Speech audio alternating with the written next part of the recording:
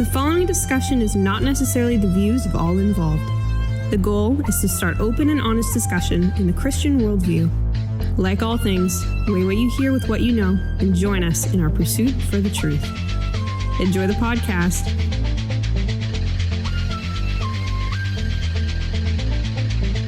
I'm not a heretic, though. You will be by the end of this. Wait, is there an ancient saint of heretics? Oh yeah, it's Kenneth Copeland.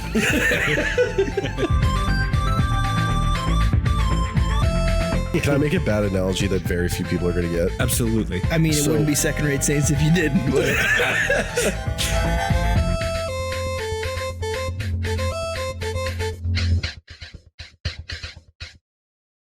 All right. I'd like to welcome everyone to the Second Rate Saints podcast. I'm one of your hosts here, Caleb. To my left is Joshua.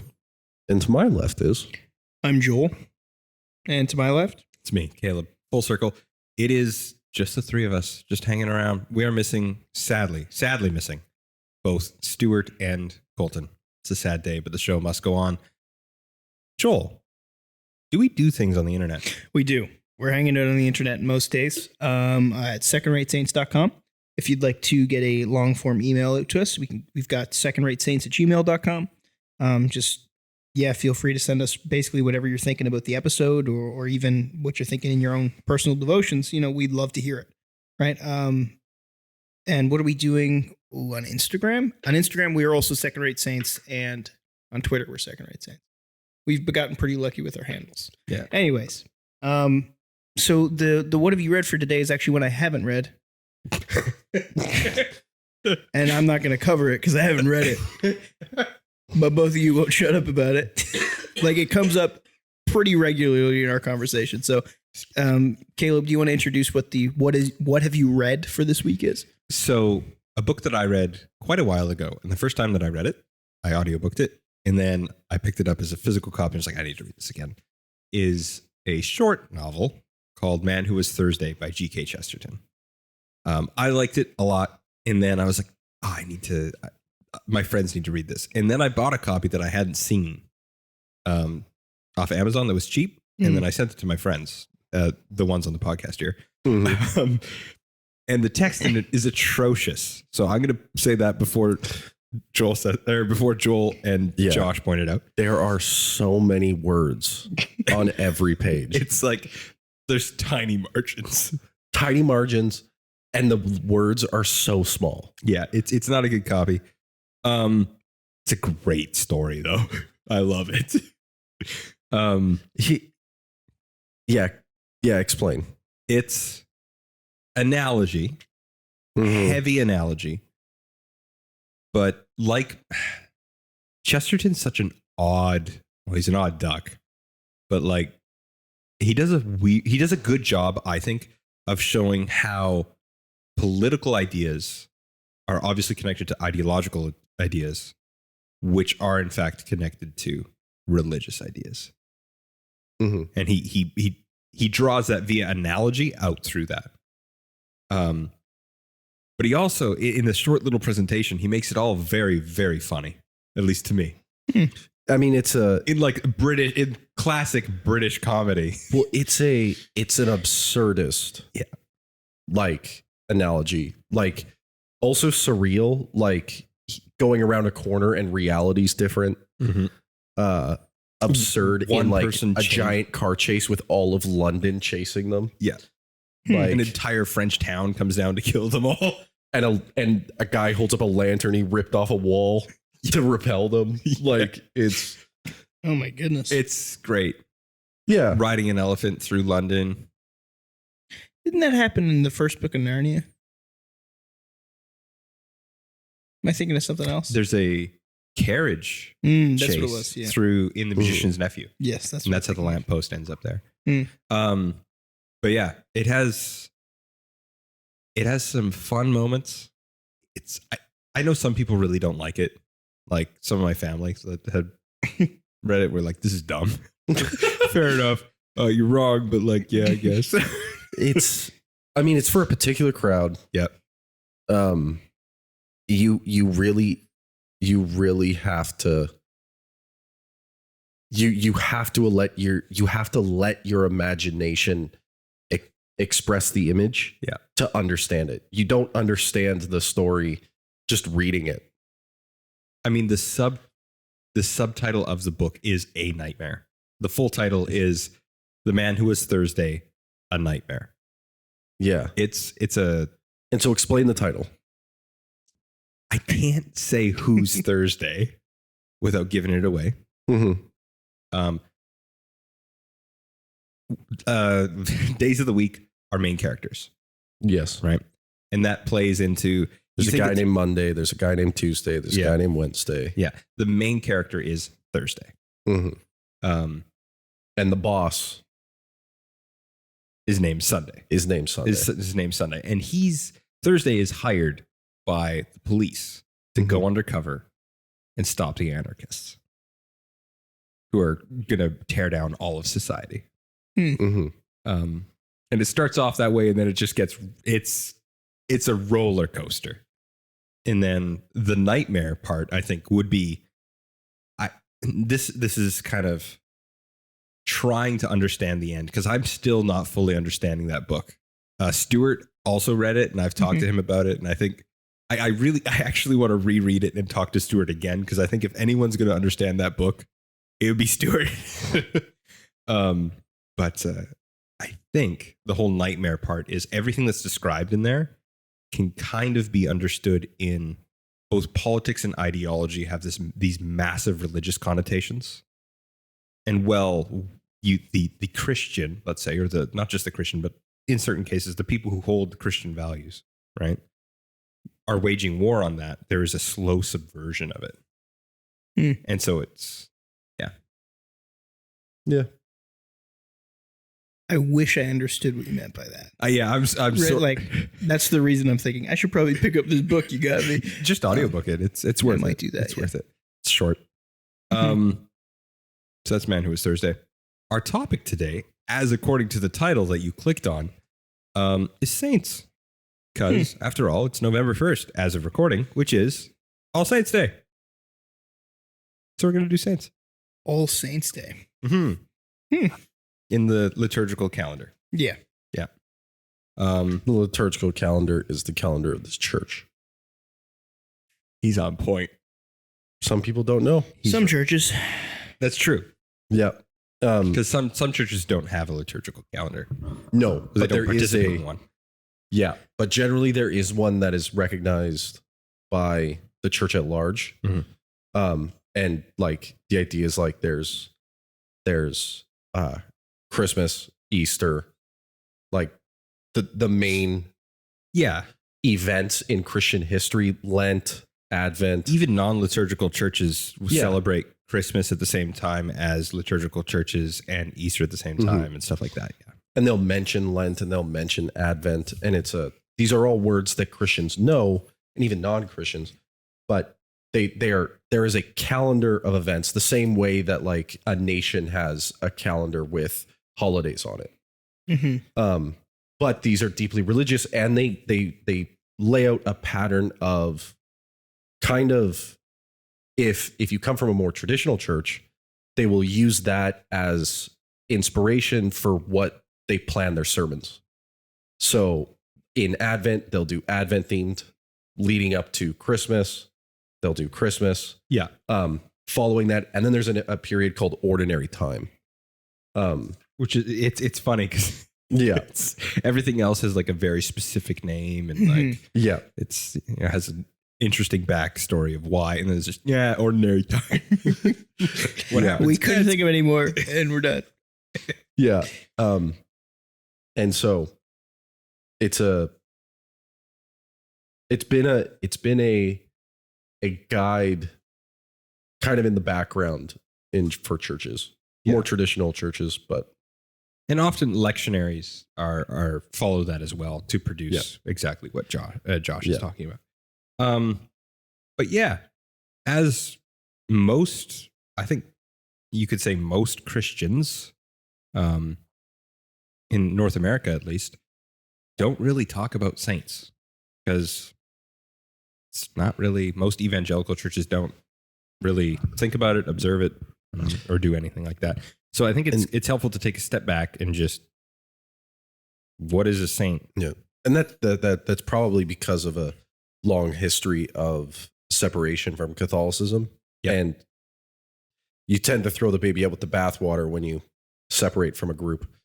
Sure. Well, and there's some real worries there, right?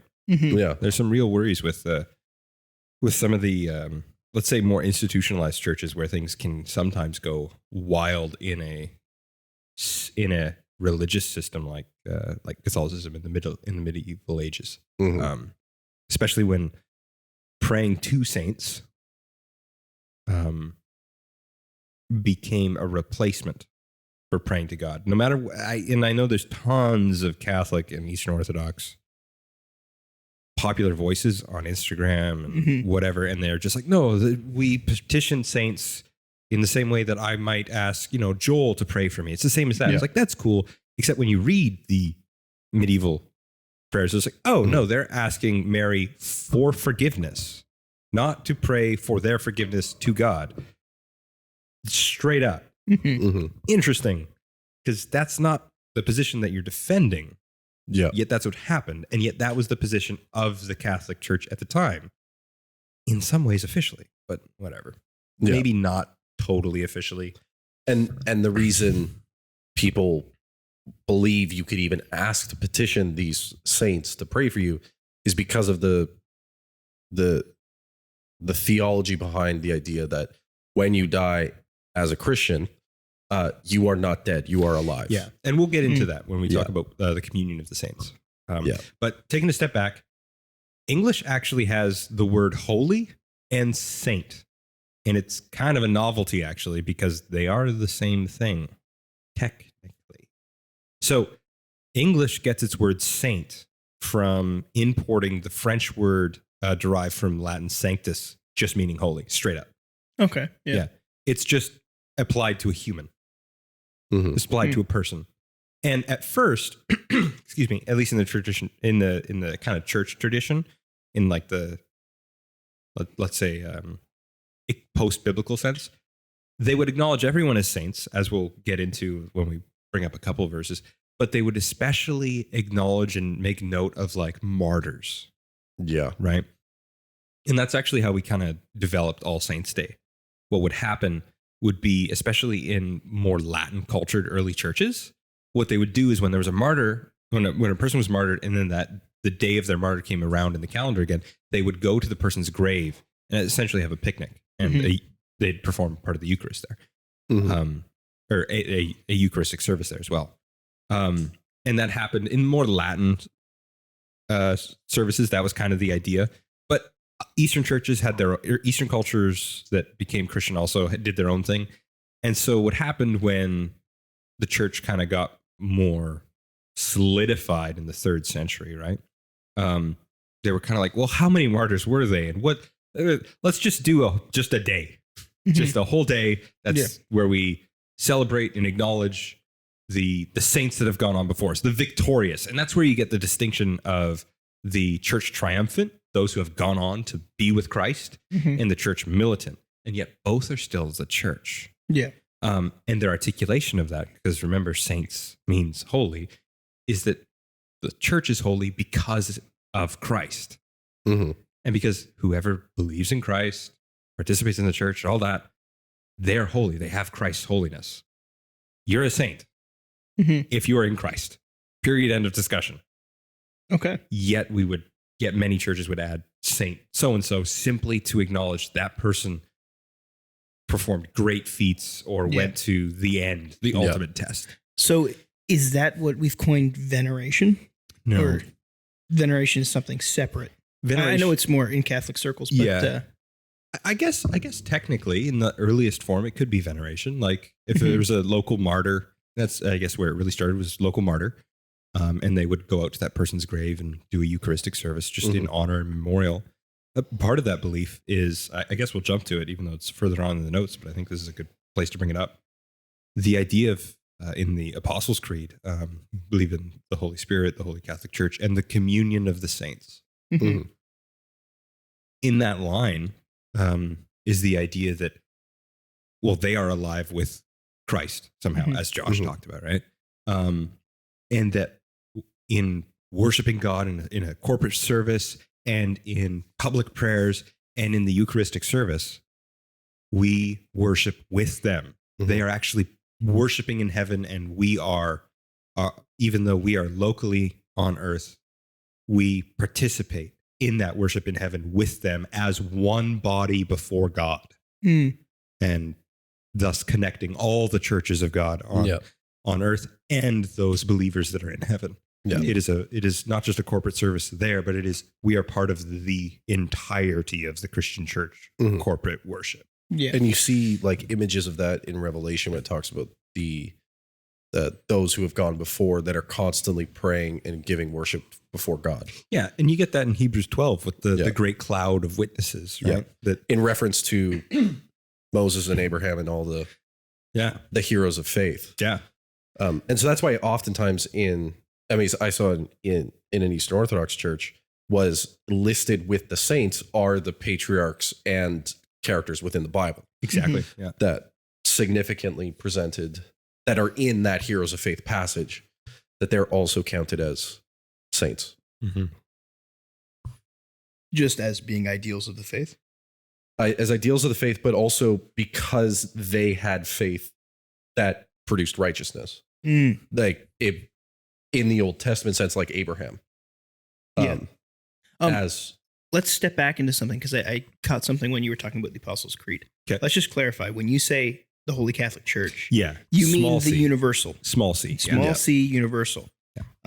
I'm afraid that'll trip up our Protestant audiences, That's- because it that's- trips me up every once in a while. That's fair. That's fair. That's why a lot of non-Roman churches will just translate it to the Holy Universal Church, just to iron that out. But It is cool. I don't want to submit the word Catholic to the Papists, but Fair enough. Wow, way to start a fight. no one that listens to us is Catholic. Yeah. That I'm aware of. Oh, Hey, if man. there is, I'd love to hear from you. Yeah, please email me. There's some big, It'd make my day. There are some Catholic sympathizers in my church. I just don't think many of them listen to it. Fair enough. Fair enough. Not that I know of. Actually, that might not be true, because remember, we had a comment a few months back when we talked about the Apostles' Creed, talking That's about the descent into hell.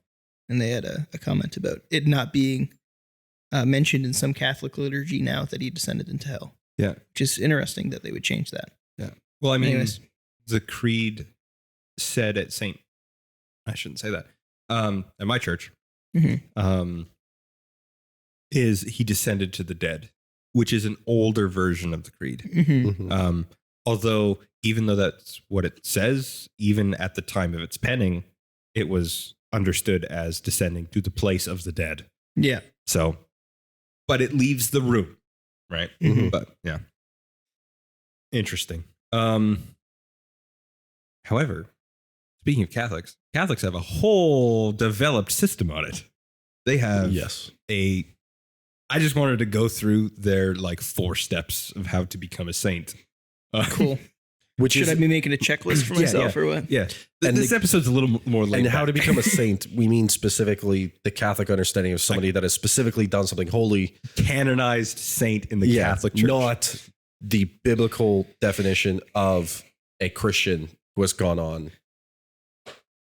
Yeah. Or in Paul's sense, sometimes he calls the living church saints. If Holy you want to ones. know how to be a saint according to the Bible, to all the saints in Christ Jesus who are at Philippi, Philippians 1:1. How Yeah, do just how be do a you be a Christian. saint? Be in Christ. Yeah. Yeah. Yeah. His holiness. Yeah. Yeah. Yeah. For Protestants, the bar is not very high, but for the Catholics, Well, but even the Catholics are kind of everybody is a saint. Yeah. You just aren't given a title. yeah. Even to a certain degree, do you have the gift of apostleship if you go out and preach the gospel to the crowds in New York? Can I make a bad analogy? You are sent out, but don't call yourself an apostle. Can I make a bad analogy that very few people are going to get? Absolutely. I mean, it So- wouldn't be second-rate saints if you didn't, would it? That's It's the question coming up. You know, in a Animal Farm, when when all the animals are living in the farm, they give the revolution, Yes. right? And they're like, we're all equal. And then the pigs move into the house and they're like, but we're more equal. Yes. It's a bit of that. It sounds like that, where it's like, hey, we're all saints, but you know, there's some that are more saint. You know, except that was supposed to be, you know, communism being represented, but whatever, not sainthood. But Yeah. The church is communism. That's what I'm hearing. No. well, if you look at Christ's teachings, The Christians were the first communists. guys, I heard this once. I read it in a book. Must be true. No, it's Jainism was the first communism.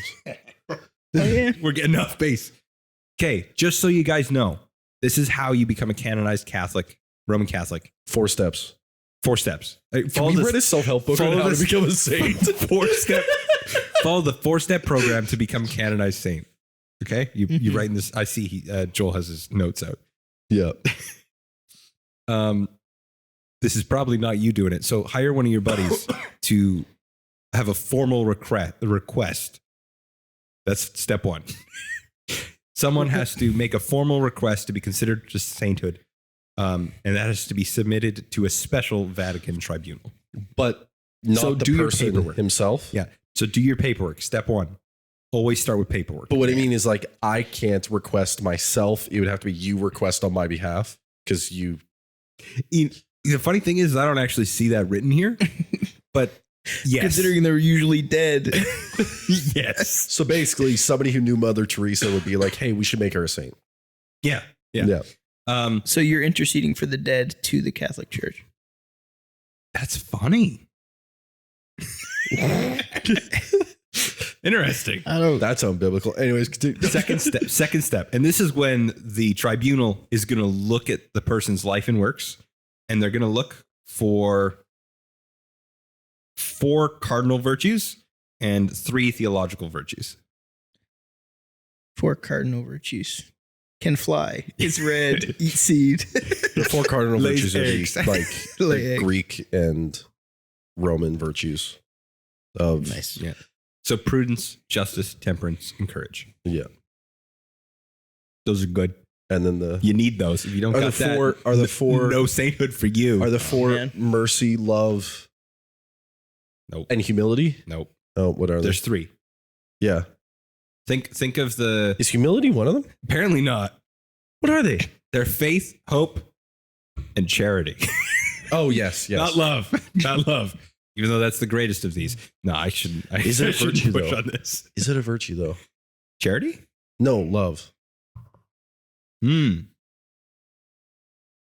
Or is love a state? Jeez. Sainthood is a state of mind. Just Okay. saying. Man. And what's the other thing? The third step? Yeah. Third step. You have to perform miracles. Okay, that's the one I knew about. Yeah. So Pentecostals are an easy in. I can freeze water. With the help of Le Frigerator. I can melt water. Or sorry, melt ice. You can turn Can melt water. So that's 2. You can turn water into a solid. Yeah. Can you put food coloring in it and make it wine? That's not what wine That's not is. what wine is, but I think I could do that. I don't Yeah. think arts and crafts count as Here's my favorite one. Though. miracles. Here's my favorite one though. The 4th one, the proper canonization. You have to die. No, you have to have a post-death miracle that it can be attributed Yes. to you. Kill from the grave. So,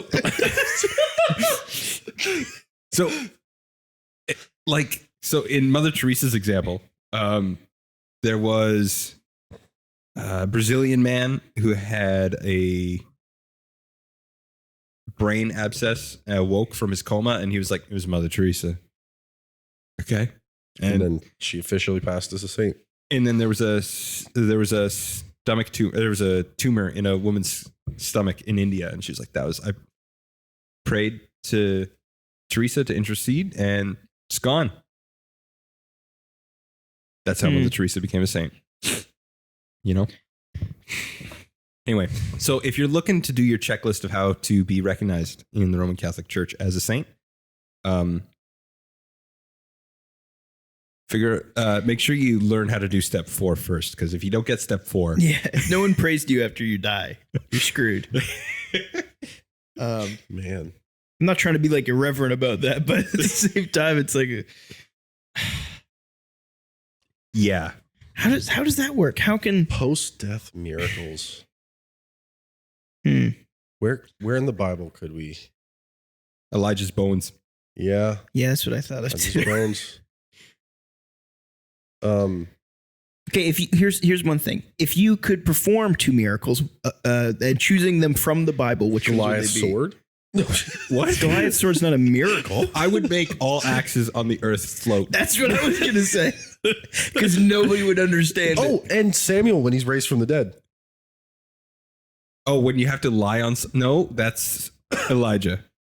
You talking about the seance thing Yeah, that Saul does? Oh, So you're... that is a... Is that a post-death miracle? Is that a miracle? I mean, it's supernatural. I mean, she's reacting like it was a miracle because it was definitely she was a fraud. Interesting. Well, if you want to learn more about Saul and Samuel, check in our First Samuel series. I think at this point, everyone knows about our Samuel series. Everyone? Everyone. Maybe there's a listener 3 years from now that's going to listen to this episode, and that's the first thing they see. Hey, this is Past Joel talking to you. Hope you're having a good day. Maybe we're saints by the time somebody listens to this. Oh yeah. Not by Don't the pray to Catholic us. Church. If we Yeah. die, don't pray to us. Hey, we can perform miracles after we're dead. No.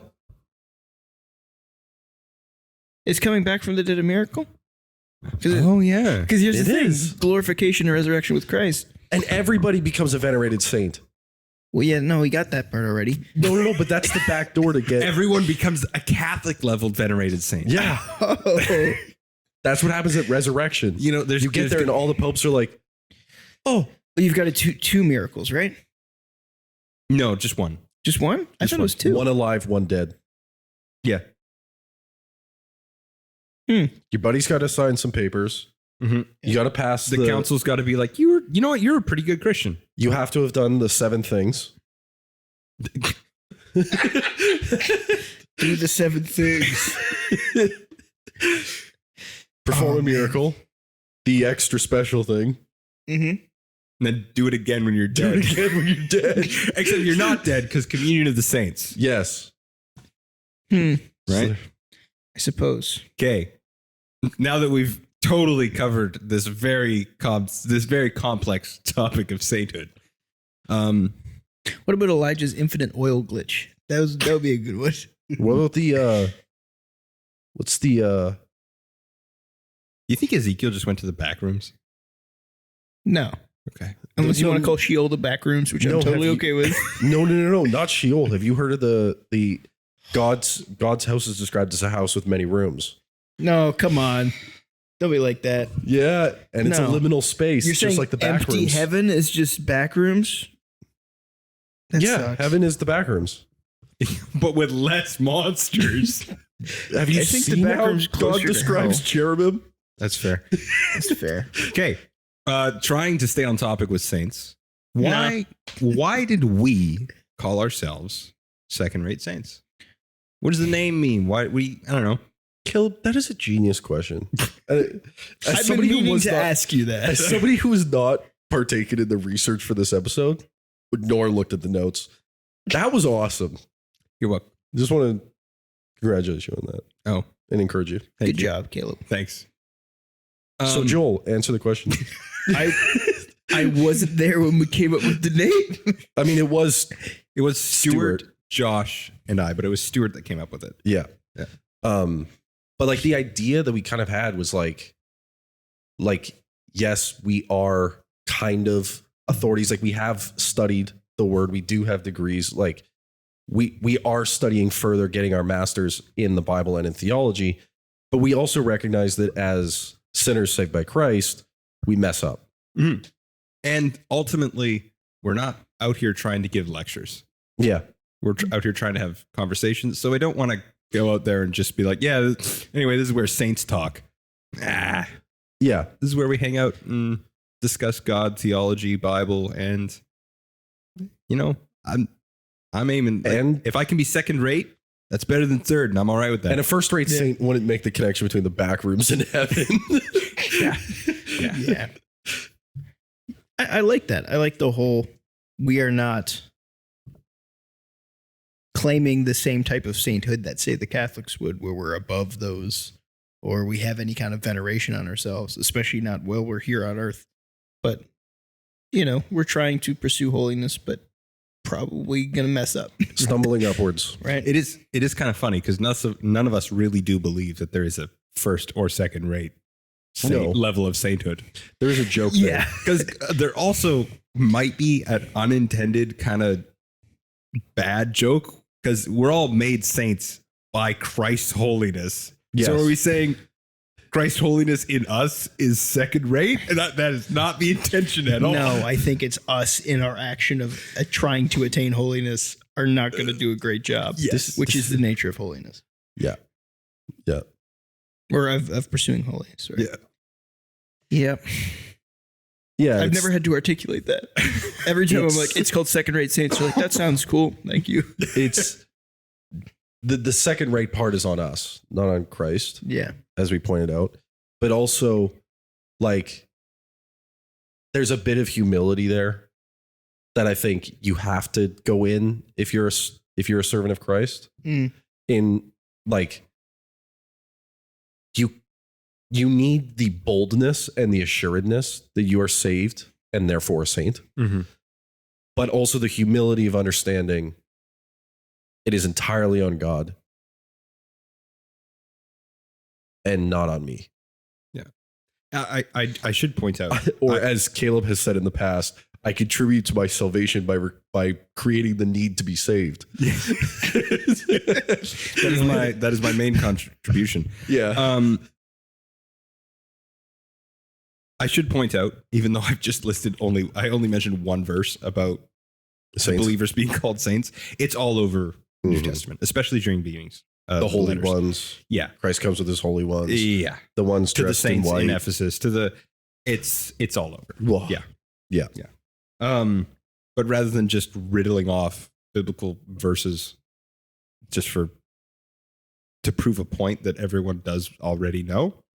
Yeah. Well, I think there's a bunch of lay people that need the reminder. They probably weren't told that many times that they come from less traditional Protestant churches. Sure. The idea of saints, when they initially think of it, probably is of the venerated saints of the Catholic Church. The orange halos around some Yeah. nice middle age art. Yeah. Or a statue or a necklace or a candle, like stuff like that. So it's good to be reminded that, like, hey, you are a saint, sinner saved by Christ. Yeah. You do have, by being unified to Christ, you are holy and set apart. Mm-hmm. Which You is what live like it. Yeah. which is what a saint is. Yeah. By definition. By definition. Yeah. Holiness means set apart. Yeah. Yeah. Next Other. question then. Yes. What is your favorite post-biblical saint? Joel, answer this one first because you have an answer. Yeah, Saint Christopher of Canaan. Google him. It's funny. God's dog. God, he's got that dog in him.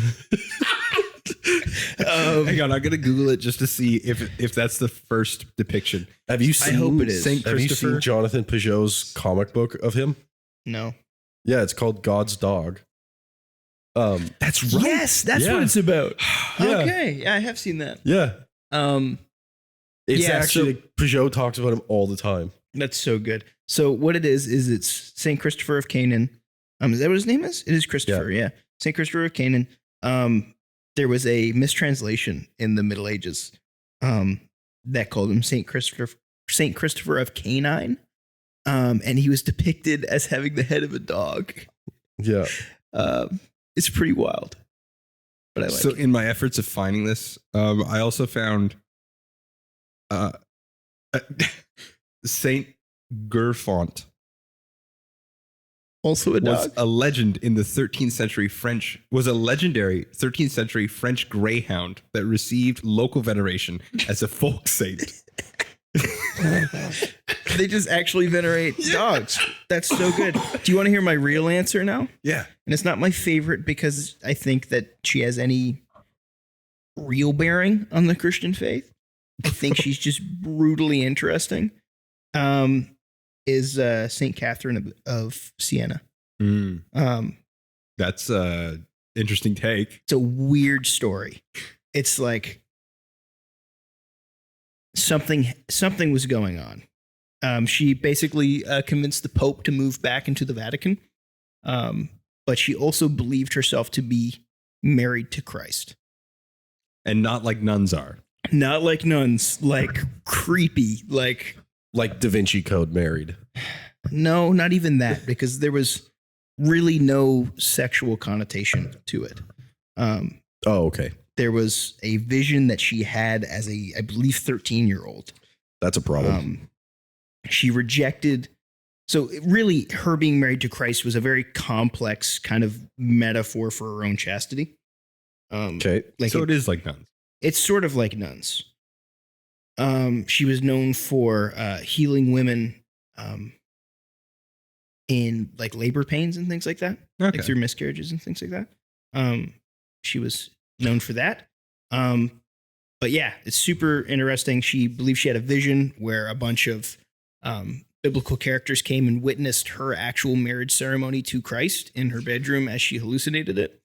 Crazy. If it's a hallucination or And Are you just out here going like, seems legit to so me? it's actually like, I don't understand how the Catholics are like, okay, she's a mystic saint then.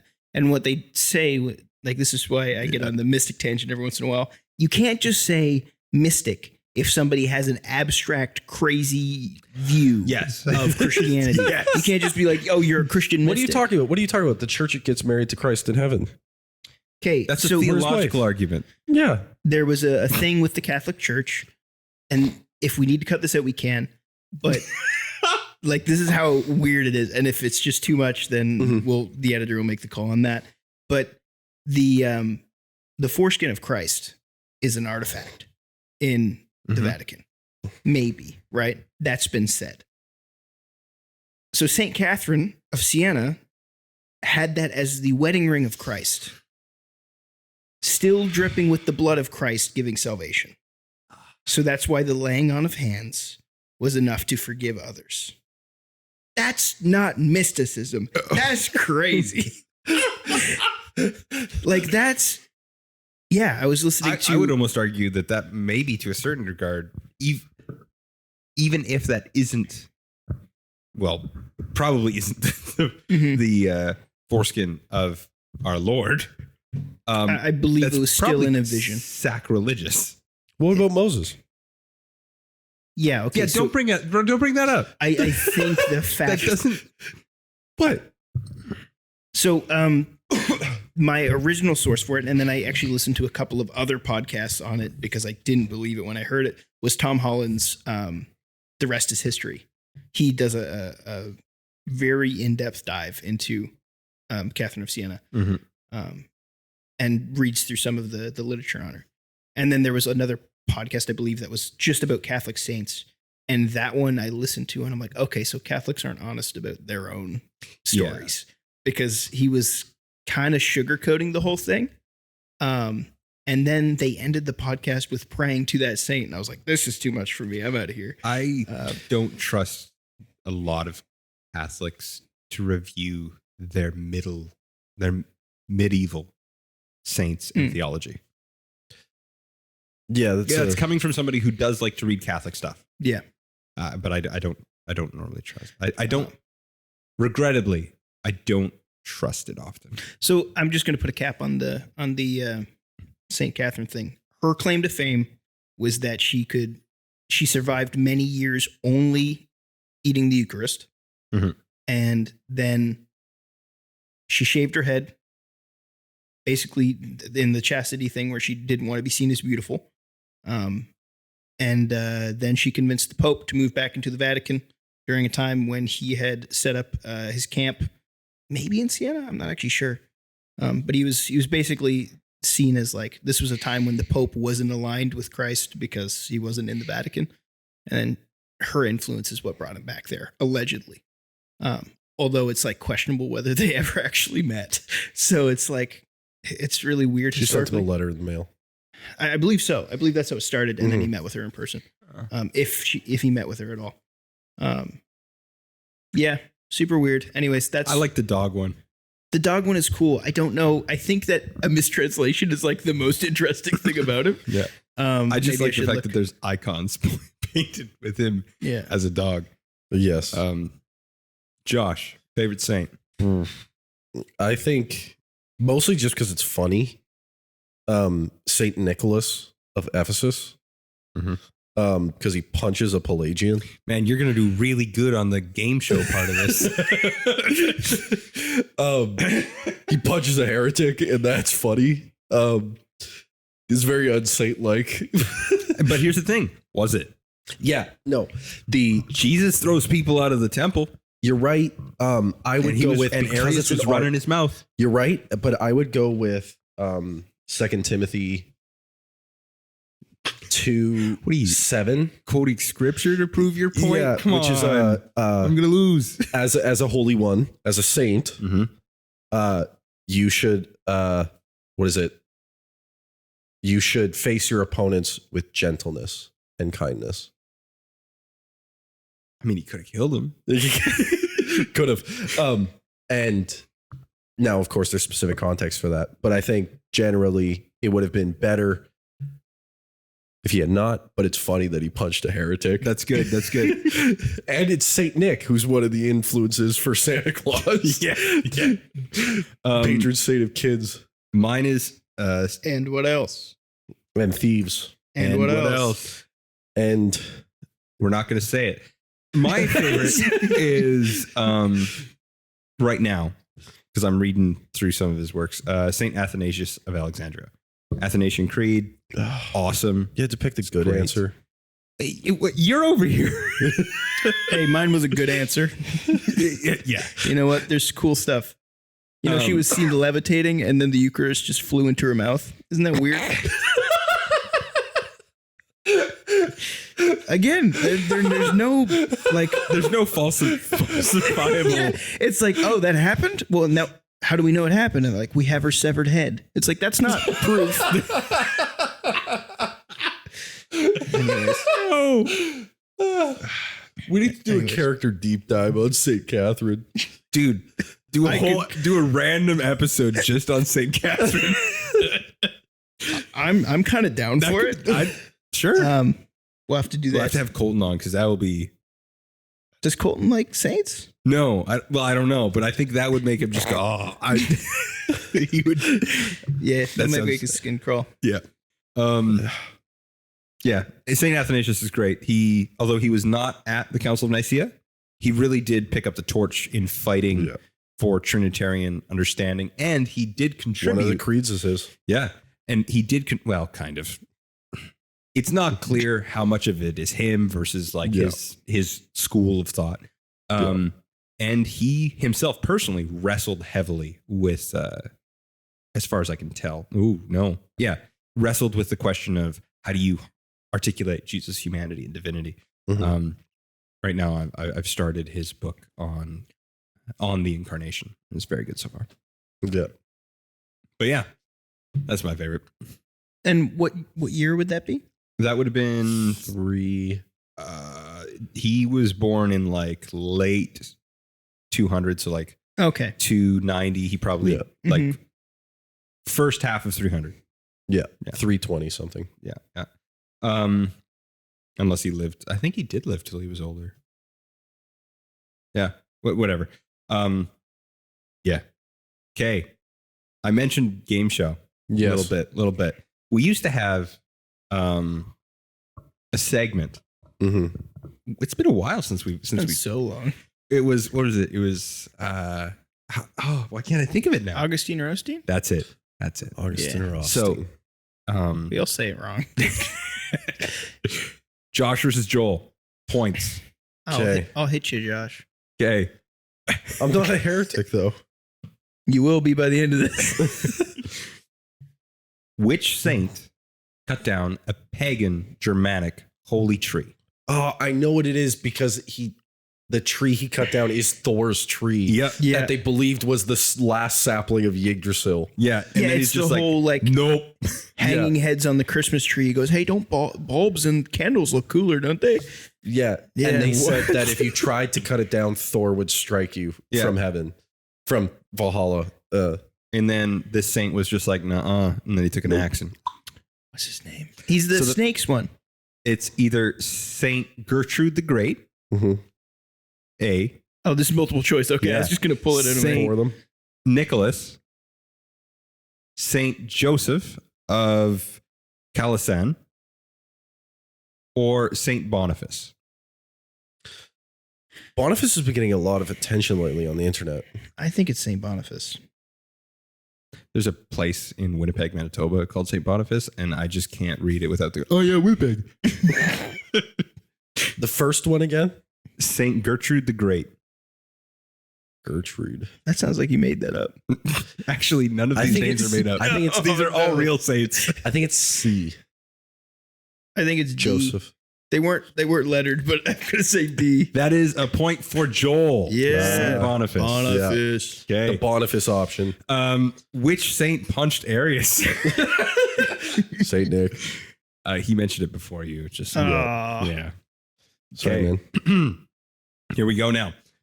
Who is the patron saint of lost things and people? Like patron saint of lost people as well. Saint Barbara? Saint Gertrude the Great? Gertrude's back again. Round two. Saint Anthony or Saint Francis Xavier? Francis Xavier. No, that he just has a cool name. Actually, yes. A. D. Francis Xavier. No points. Oh, It's what- Saint Anthony. Darn. Do you know what my thought process was? Maybe that's where the X-Men got Xavier's name Because you can from. find the children lost with the people. powers. You know what? At least there was some thought in there. I that's like a that. cool idea. Yeah. We If make it wasn't another their X-Men. idea, We'll Marvel call it should the- claim that. We'll see if you guys get this The Lost Men. just in general. If you guys don't, then I'll give you the four options. Who is the patron saint of accountants? I'll go through them. Zacchaeus. You'll get it immediately. Saint Joseph of Capturano. I'm probably mispronouncing that. Saint Rose of Lima. Saint Matthew. Saint Matthew. I got it. That makes sense. Two for Joel, one for Josh. Yeah. Who is the patron saint of blood donors? Saint Mary Mac Killop. St. John's Hospital. Saint Mary Mac Killop. Okay. It's a real name. Fair enough. There's a lot of Marys. Saint Nicholas. Again? He's Saint- donating blood at Christmas. Well, you know, when you punch somebody hard enough, they do tend to cut their face. Yeah. Saint Joseph Calazan or Saint Generis. That's just generic saint. No. I'm gonna say Januaris.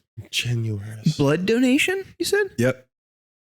I know this is just you guys guessing, but I just like to point out that there is a patron saint of blood donors. Genuaris. St. Joseph. It's 2-2. Josh got it. Oh, you got it? So, Wow. potential tiebreaker. Last question. We ready? Who's the patron saint of astronauts? Chris Hadfield. Wait. Is it Bartholomew because he goes all the way to India? No. Saint Joseph of Capturano. Interesting. Second one is also Saint Joseph of Capturano. I may have messed that up. Doesn't feel like multiple choices. Saint Rose of Lima or Saint Gilles. Saint Rose. St. Gilles. St. Rose. It's Saint Joseph of Capturano. Oh my goodness. That was my thought. Was either he doubled it up because he was thinking about the right answer. It was either A or B. So you guys tied. Do you want to do rock, paper, scissors to figure it out? No, we'll do another one. I don't have the Do one about notes. St. Catherine. Who was married to Jesus?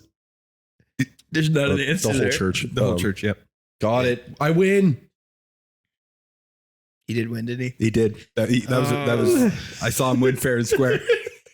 My tie has been broke. Sorry. I won't break your actual tie, though. I'm not wearing. Oh, I'm not wearing a tie. You break it? Oh, that was a dumb joke. Okay. But yeah, that's the game show. That's the game show. That's the game show. I liked that, Caleb. I didn't know there were so many well, I mean, I knew there was a bunch of obscure ones. Many. I didn't realize. There's modern There's ones. a lot of miracles being performed by dead people. What's the most recent saint? Wasn't it Teresa? Might be Teresa. Because it happened very recently. Yeah. Like in the last year or two. Yeah. Yeah. What do you guys, this actually isn't in my notes now, but like we're Protestants, right? Even high Protestants that observe, let's say, the liturgical calendar, that I think, well, you're going to celebrate certain days of the saints and whatnot. How can being mindful of saints that have gone on before, how can that in a healthy way help the Christian like devotional life or just mind? What do you guys think what's a healthy way to think about and, for lack of a better word, venerate saints? Is there, and I understand if you want to take that word down and change it a bit, but yeah.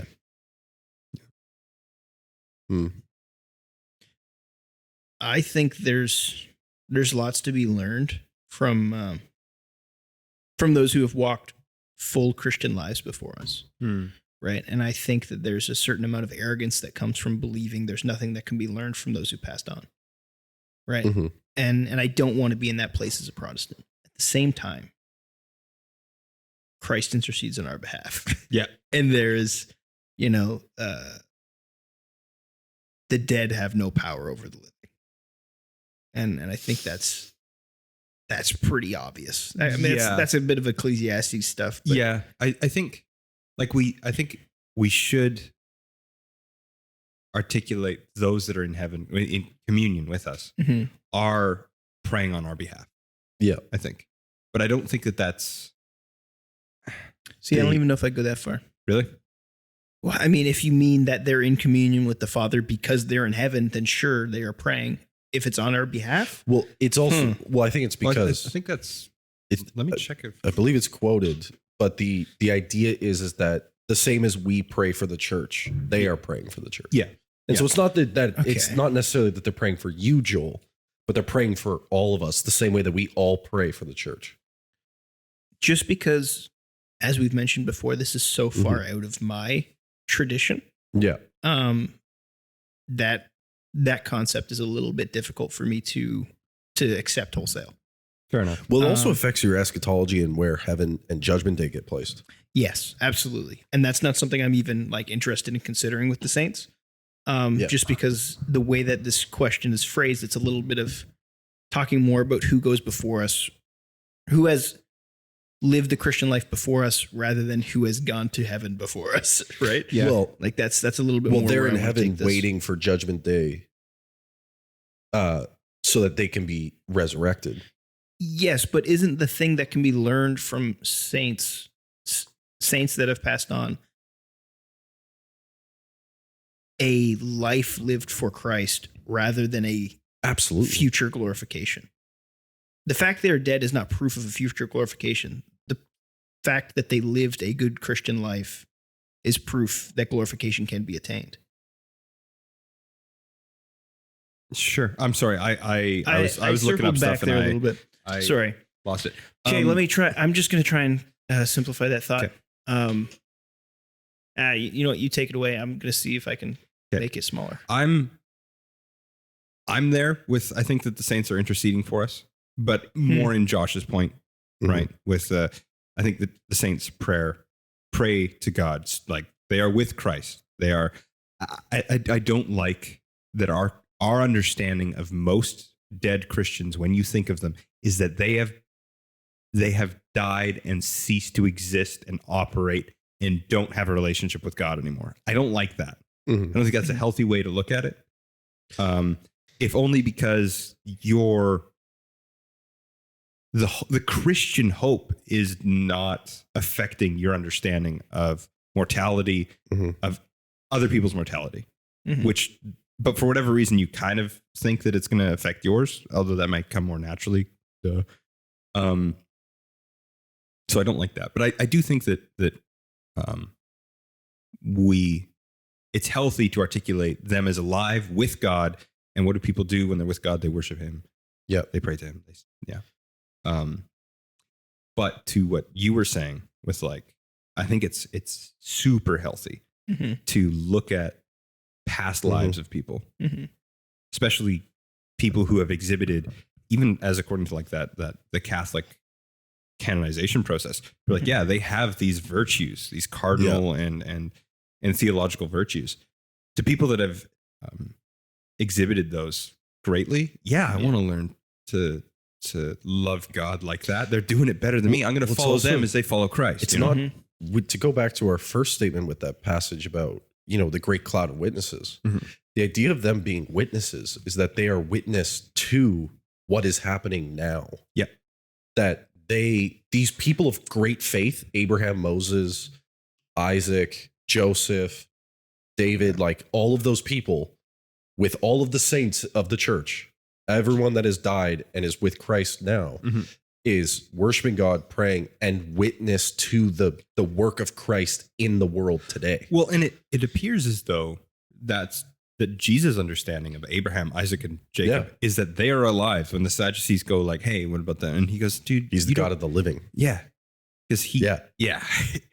It's Because God's answer was not, I was the God of Abraham, Isaac, and Jacob. I am. Mhm. Yeah.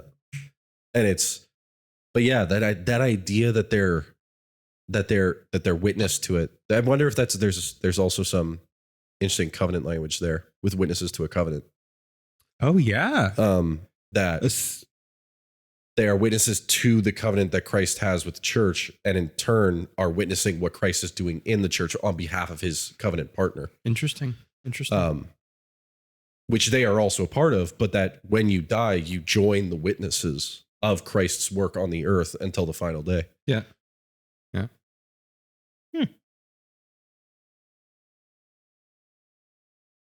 And then Michael Heiser would probably go and you join the stars in the heavens. Yeah.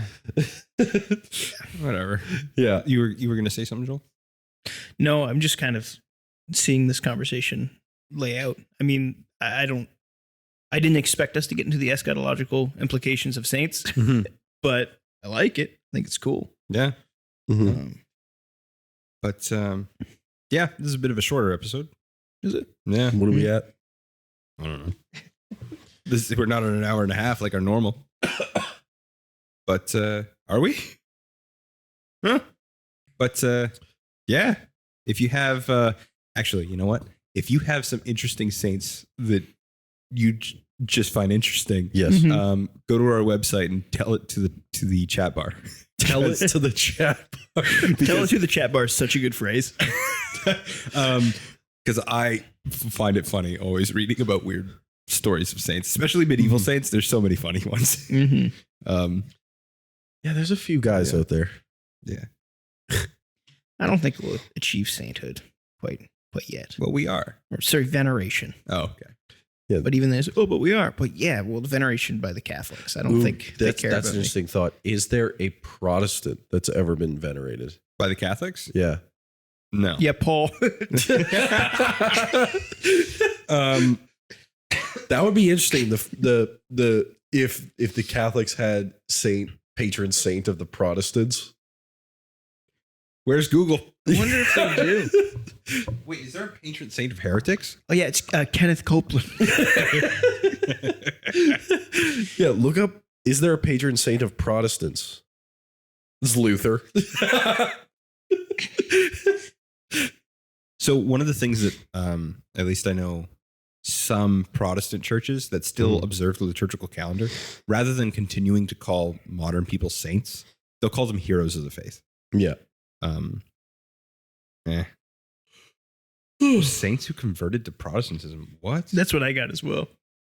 Interesting. Are they still saints then? Interesting. Oh wait, is John Henry Newman a saint? What? I can't look at this. What am I doing? I'm No, we live on air. We needed to find if there's this patron saint of the Protestants. Yeah, I got distracted too fast. I had to close the John computer. Henry Newman. He became a Catholic though. It's but- only like generic patrons of converts. Oh, okay. So there's like more like if they converted from Protestantism. Gotcha. It's Darn. weird. That's okay. It's okay. But yeah, Converter. thanks for listening to past All Saints Day. Past All Saints Day. Yeah.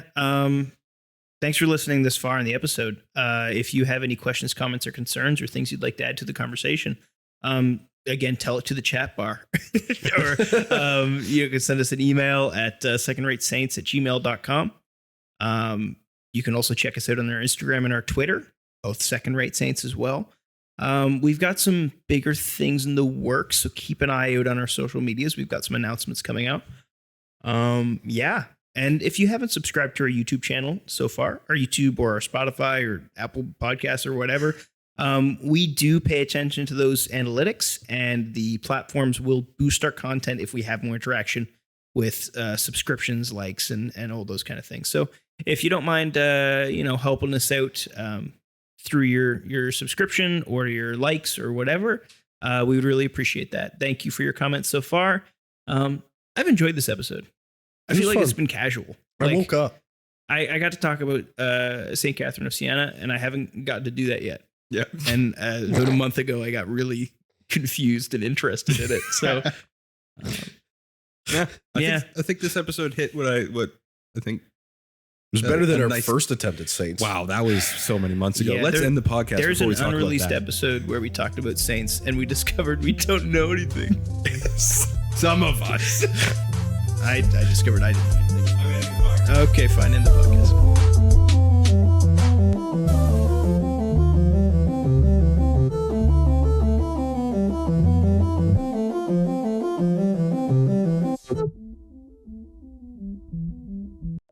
Hello, hello, hello, hello, hello, hello.